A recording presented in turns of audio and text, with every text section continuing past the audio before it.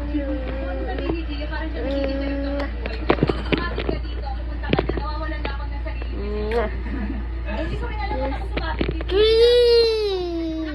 Kiss, kiss, mami.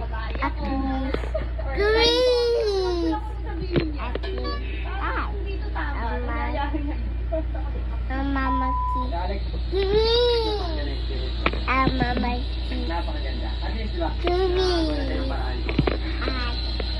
Kasi, ang pagpupunta mo dito sa atin, hindi na tayo, mga kaibigan natin. Kahit kasi, diba, kaibigan natin yan. Tama. So, yung natin, ayoko naman na mawala yung photos yung pagpasal mo dito. Hindi niya makita yung totoong ginagawa ng pamilya natin. Diba? Ngayon, tapos na yung pagbaon ng sakyan. Naiakong na natin. Diba? Nakaka-experience tayo ng ganong experience. Diba? Masaya lang. Kaya naman, yun yung gusto ko man natin. Ay, gitrapo!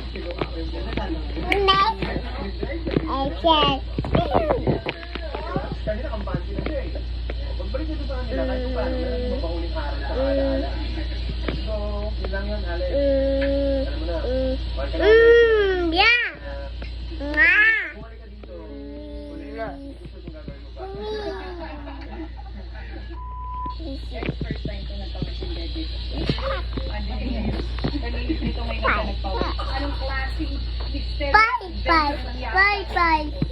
para pati ka magpawin. Hindi ba tapos? Ano ba tayong tutulugan?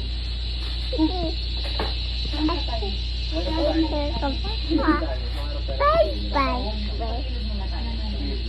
Maligo mo na tayo lahat. Tapos, mga bandang alas 10 ng gabi,